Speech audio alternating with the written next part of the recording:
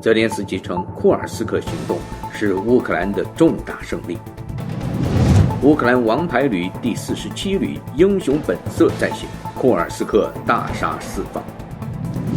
乌军空袭哈尔奇克俄军指挥部，俄战车惊现死亡之路。血的教训，乌克兰专门制作视频，警告士兵不要往树上撒尿，这是为什么？俄罗斯油库继续燃烧，莫斯科纵火再次发生。创造历史，乌克兰的无人机航母来了。乌克兰远程无人机围剿俄罗斯影子舰队。川普变了，6个月内结束俄乌战争，俄国人会答应吗？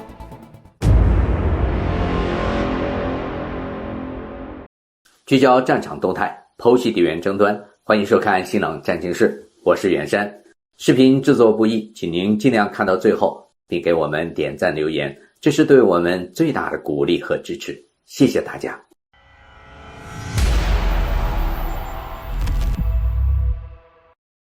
先来看前线战况。2025年1月9日，俄乌战争进入了第1061天，残酷的战斗一直在持续。库尔斯克战场视频中流出的一幕让无数人惊悚。乌军第36海军陆战旅在行军中发现短短300米的路边竟出现了170多具尸体，其中远东特种兵100余人，俄军第810海军旅50余人，以及鲁道特雇佣兵12人。后来搞清楚了原因，原来是这支突击队在进攻中遭到乌军其他部队集束弹药的打击，太残酷了。乌方官宣，向西推进的乌军重新打回了刘比莫夫卡，东路乌军正与俄军激战在列昂尼德沃地区外围。东北方向，乌军在控制了达索尔达克耶和别尔丁后，又向前推进了2至3公里，以突入原俄军控制区，纵深10公里。措手不及的俄军很快清醒过来，苏甲东翼的俄军东拼西凑了40余辆坦克、装甲车发起反攻，但在乌军的远程炮火精准打击和无人机猎杀下，反攻失败。双方地面部队猛烈交火的同时，战机也在空中厮杀。乌军的2架米格29战机7日在向俄军阵地投掷法国铁锤精确炸弹时，遭到4架俄军的苏 30MK2 拦截。米格29战机在规避过俄军战机发射的 R77空空导弹后，执着地投掷出航空炸弹，完成任务后顺利返航。乌军飞行员此举虽被不少军迷网友津津乐道，但也暴露出在 F-16战机没有形成战斗力之前，装备着老旧机型的乌克兰空军很难与俄罗斯空天军抗衡。昨天，俄罗斯在库尔斯克战区组织了一支由50件装备组成的机械化进攻纵队，向乌克兰47旅在库尔斯克的阵地发起了6轮的进攻。在俄罗斯进攻纵队的最前方是装有拖网的坦克，用于清理通道。敌军还轮番用坦克、步兵战车、装甲运兵车，甚至4轮车发起了猛烈的攻击。乌克兰47旅全旅出击，在友邻部队的协同下，出动各类无人机，还有各类炮火，以及包括布莱德利战车在内的地面装备，最终消灭了俄罗斯将近1个连的装备。人力损失方面，初步统计为45个200，还有53个300。1月9日的战斗中，乌军摧毁库斯克方向的一个俄军据点后，夺取一个俄罗斯无线电，里面的录音内容是一个惊慌俄军士兵说：“所有人都死了，他们被打成碎片，只有1个活着。”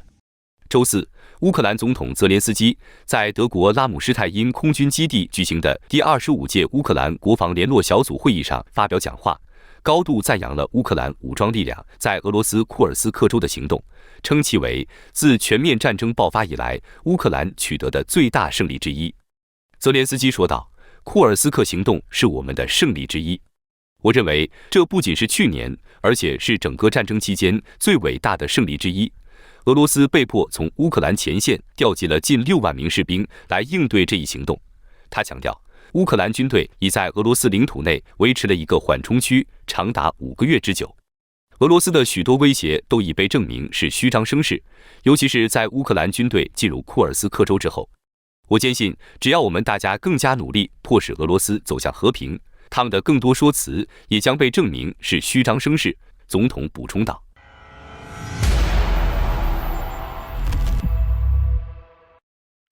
开源情报防御者报道，当地时间1月9日，乌克兰部队朝俄占顿涅茨克发起了新一轮攻击，目标直指哈尔奇克市。值得注意的是，俄罗斯第8近卫合成军的指挥中心就是在此地。接着，乌军的袭击精准命中了该指挥部，现场随即传来了一连串的爆炸声，在城市中都能清晰听到。乌克兰方面随后证实发动攻击，并强调这是对俄军进攻库拉霍沃的回应，暗示接下来还会发动更大规模的攻势。此外，乌克兰第12亚速旅的坦克战车部队在托列茨克前线发挥了强大攻势，成功击溃了俄军的防线，进一步稳固了前线的战局。战斗中，第12特种部队亚速旅的攻击无人机操作员，在侵略军接近防御者阵地之前就开始动手，有条不紊地消灭敌人的装备和人员。亚速坦克营的战斗人员也参与了战斗，他们专门负责清除被毁建筑物中的俄罗斯士兵，以期造成最大程度的杀伤。在波克罗夫斯克及红军城方向，乌克兰第414无人系统旅马扎尔鸟也完成了对俄罗斯入侵者的彻底消灭，为该地区的防线增添了新的胜利。在战场上，俄罗斯坦克与装甲运兵车组成的死亡之路被乌克兰军队成功击中。这些被摧毁的战车由于数量太多，乌军只有暂时拖到一边，避免堵塞通道。同时，一些残余的零配件也被回收，以供后续使用。俄罗斯人毫不在意装备损失和人员损失，很好，就这样继续，看看还有多少可以这样霍霍。乌军在卢甘斯克的克雷明纳的谢列布良斯克林区依旧保持了最佳战区的姿态。这是乌克兰第63机械化旅第105钢师营正在攻击谢列布良斯基森林的俄罗斯侵略军的阵地。在谢列布良斯克方向，乌克兰 Pomstay 旅的凤凰无人机队本周之内共摧毁了1辆坦克、1门大炮、1辆 BBA、1辆越野车、1辆摩托车和1辆运载卡车、2座燃料和润滑油仓库、3座弹药库，以及一个俄罗斯侵略军的无人机操作员阵地也被无情烧毁。乌军使用海马斯 GMLRS 飞弹对赫尔松地区的俄军阵地发动了猛烈袭击，对俄军造成了不小的打击。来看一则战场花絮：战斗民族战士上千度近视也上战场，瞄准谁呢？新年前夕，乌克兰和俄罗斯交换300多名被俘人员。一名高度近视的俄罗斯士兵在战俘交换中被释放。该士兵称，他被抓的时候，甚至连敌人都没看清，稀里糊涂的就当了炮灰。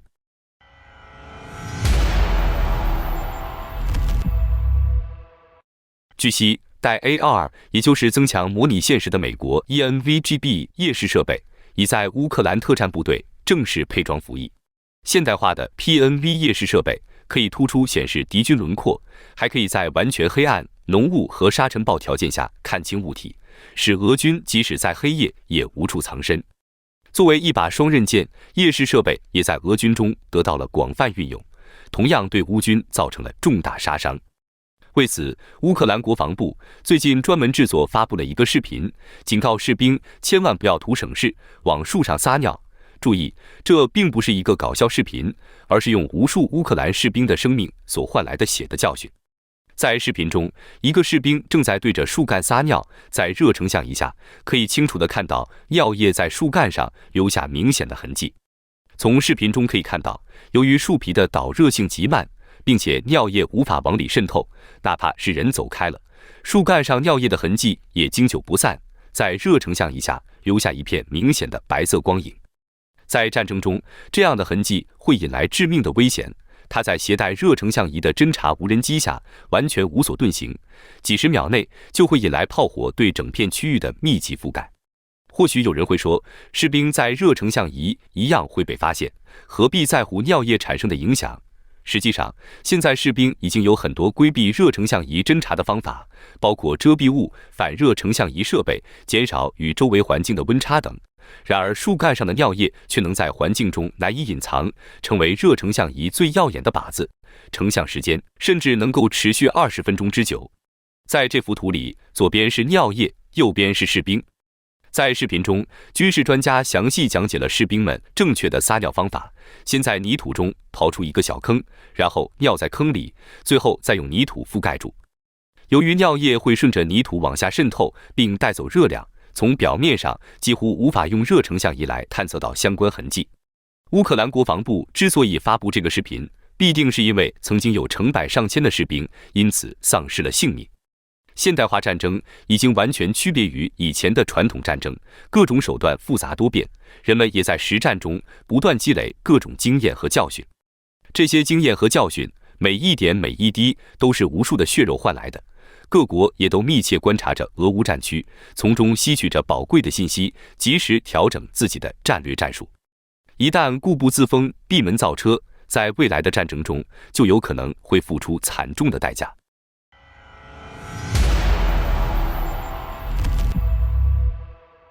乌克兰海军无人攻击艇获得了重大升级，现在可以充当无人机航空母舰。近日，携带 FPV 无人机的乌克兰 USV 攻击了黑海上由俄罗斯控制的天然气平台，重创了其中几个平台。这不仅是乌克兰军事史上的一个里程碑，更是人类战争史上的一次革命性突破，标志着水面无人舰艇实战应用的新篇章。另外，1月7日 ，Insider 报道称，乌克兰使用远程无人机袭击了俄罗斯的一个支持运输石油出口的影子船队的重要港口乌斯季卢加港。报道称，Insider 获得的几段视频片段显示，数架无人机袭击了该港口，爆炸引发燃烧，在画面中可见爆燃引发的巨大火球。乌克兰军队使用远程无人机瞄准并扰乱了莫斯科逃避制裁的影子舰队的行动。乌克兰军方事后确认，乌斯季卢加港被俄罗斯用来支持一支阴暗且具有欺骗性的运输出口石油的影子舰队，以躲避 G7 和欧盟对俄罗斯石油出口的制裁。报道称，这些无人机飞行了1000多公里，并成功击中了乌斯季卢加港，其中至少一架无人机击中了装满凝吸气体的容器，引起了爆炸，严重损坏了一个容器，并将弹片打入附近的另外3个容器。无人机袭击事件发生之后，圣彼得堡调集了大批应急救援人员，赶赴乌斯季卢加港口灭火。至周二，大火仍未彻底扑灭，但大火从4个储油罐缩小到1个。俄罗斯石油专家们声称，修复该设施需要数月时间，并将对港口的运营造成干扰。乌斯季卢加是俄罗斯列宁格勒地区最大的商业港口，也是波罗的海沿岸的重要物流枢纽。最近3年，莫斯科利用该设施，通过其所谓的影子舰队销售石油和天然气。影子舰队是指莫斯科用来逃避因入侵乌克兰而对其能源出口的国际制裁，并维持大量现金流，以支持其战争努力的船只集合。据欧洲议会称，这个阴暗、欺骗性的网络由老化且维护不善、所有权和来源不明的船只组成。这些船只采用各种策略来隐藏行动和操作，例如传输虚假数据、船对船转移、自动识别系统停电和其他欺骗行为。欧洲议会在去年发布的一份简报中称，随着俄罗斯越来越依赖其影子舰队来维持石油出口，欧盟及其盟国已采取措施来对抗这些规避策略。该报告表示，这些方法包括对特定船只实施制裁和加强国际合作，以打击有助于增加俄罗斯战争资金的恶意活动。然而，乌克兰似乎赞成对这些船只采取更为直接的军事行动。乌克兰安全局的消息人士称，来自乌克兰的无人机制裁减少了俄罗斯发动战争所需的资金。周末，乌克兰无人机对列宁格勒州的俄罗斯港口的袭击，并不是第一次此类袭击。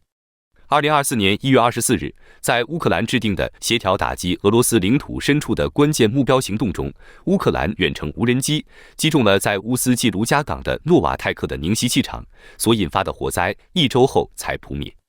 乌斯季卢加商业海港于2001年12月开始运营，在2020年代初期，它成为俄罗斯最大的海港之一。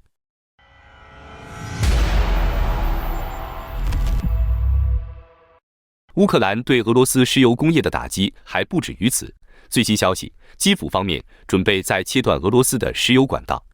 路透社报道，乌克兰议会近日公布了一项法律草案，旨在提前终止俄罗斯石油的过境协议。2019年，莫斯科和基辅曾签订了为期10年的合同，以便俄方向欧盟运输石油能源。但现在，随着俄乌战争进入到更加激烈和关键的阶段，乌克兰方面已有声音在呼吁，彻底切断双方的能源往来。今年1月1日，乌克兰宣布切断了俄罗斯经过乌克兰向欧洲输送天然气的管道。这一举措立即让俄罗斯出口欧洲的天然气数量归零，给俄国造成了每年数十亿美元的损失。而双方的合同本来就是在2024年年末到期的，这一次乌克兰选择不再续签，实际上俄乌已经开战3年了，他们还一直遵守合同，允许俄天然气通往欧盟，已经是仁至义尽了。而在这3年中，欧盟大多数国家也逐步摆脱了对俄罗斯的能源依赖，所以乌克兰此举对他们的影响并不大。不过匈牙利和斯洛伐克这2个国家是例外的，作为欧盟国家，他们的能源供应至今仍相当依靠俄罗斯。而匈牙利总理欧尔班以及斯洛伐克总理菲科也是欧盟内十分亲莫斯科的领导人，因此在泽连斯基宣布切断俄天然气前后，他们就对乌克兰发出了多轮威胁，甚至准备切断基辅的电力供应。但这些威胁似乎并没有起到什么效果，斯洛伐克的电力公司更是直接拒绝了菲科的决定。如今2国的能源已受到不小的制约，天然气的价格开始上涨，而欧尔班和菲科也面临着欧盟内部的强烈排斥。至于这份终止俄罗斯石油的草案何时能最终落地，我们拭目以待。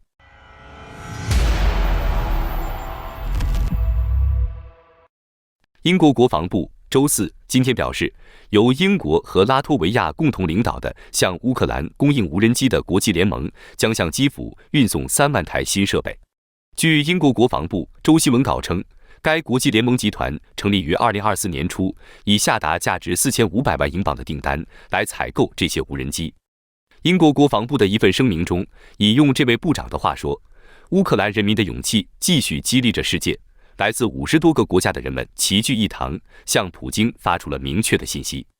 英国国防大臣约翰·希利周4在德国拉姆施泰因的美国基地宣布了这一消息。乌克兰盟友正在那里与乌克兰总统泽连斯基举行会晤。该批3万无人机联盟由英国、丹麦、荷兰、拉脱维亚和瑞典组成，旨在大规模以可承受的价格组织生产这些设备。据伦敦表示，新型无人机将采用尖端技术，具备第一视角 FPV 能力，可以绕过俄罗斯防空系统，攻击目标阵地和装甲车辆。无人机配备了虚拟现实视镜配备，可以看到地形的实时图像，就像身临其境一样。另外，2024年，捷克向乌克兰成功交付了约150万枚大口径炮弹，每天超过4000枚。捷克国防部长切尔诺霍娃证实，他们打算在2025年通过弹药采购任务再次实现这一目标。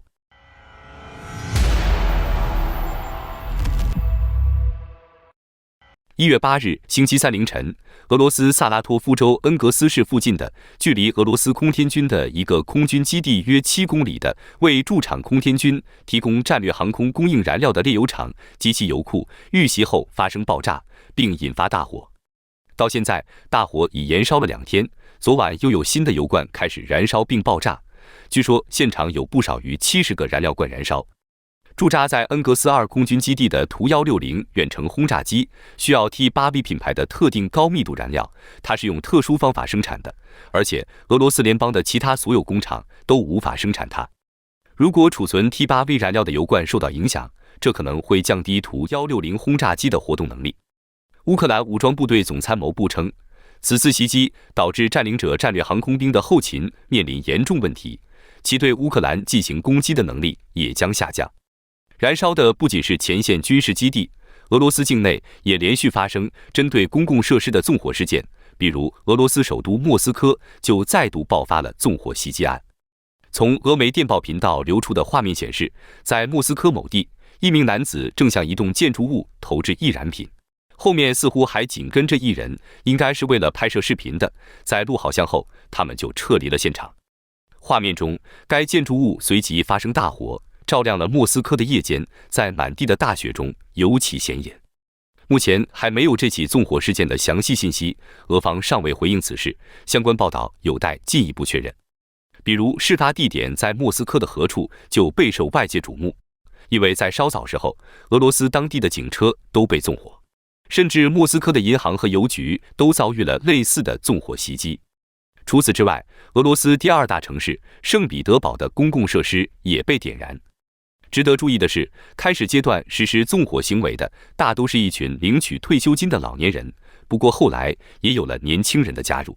而且他们一般都会选择录制视频，就是那些年迈的老人也不例外，似乎并不担心会留下证据。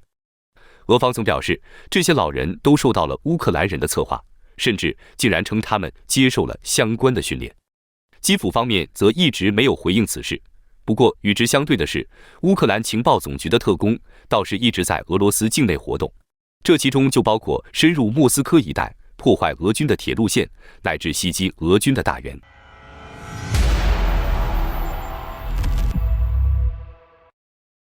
据俄罗斯报网站1月7日报道，美国当选总统川普称，他希望在半年内结束乌克兰冲突。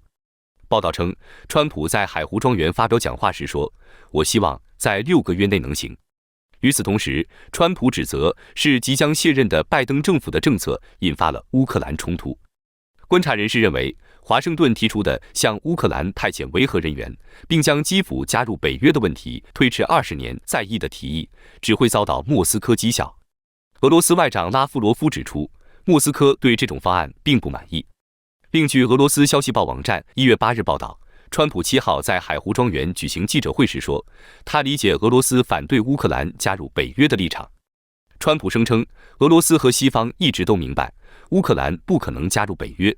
乌克兰和俄罗斯之间对此可能已有协议。法新社援引川普的话说，然后拜登破坏了它。拜登说，不，乌克兰应当有机会加入北约。有人直接闹到俄罗斯的家门口，我能理解他们的感受。报道称，川普认为可能正是这个原因导致了俄乌冲突。他指出，其结果是巨大的伤亡。此外，川普还说，他知晓普京准备与美国接触，但认为这在他正式重返白宫前是不可接受的。这位当选总统还说，他目前还不能给出与俄罗斯总统会谈的大致日期。有消息称，普京开出新和谈条件，允许乌克兰加入北约，但要美国撤掉东欧驻军以及取消制裁。但我们认为这个可能性也不大。乌克兰不加入北约是普京结束这场疯狂的战争最为需要的一个台阶，不到万不得已，他绝无可能放弃这个要求。好的，感谢您一口气看到最后了，这是对我们最大的鼓励和支持。要看最全面、最及时准确的战场热点报道更新，就请每日锁定新冷战情势。如果您喜欢我们的节目，也请您点赞、留言、订阅，把视频分享出去，让更多的人看到这个节目。想要赞助我们的朋友，可以打开超级感谢打赏赞助，帮助我们能持续做出更多好节目。谢谢大家。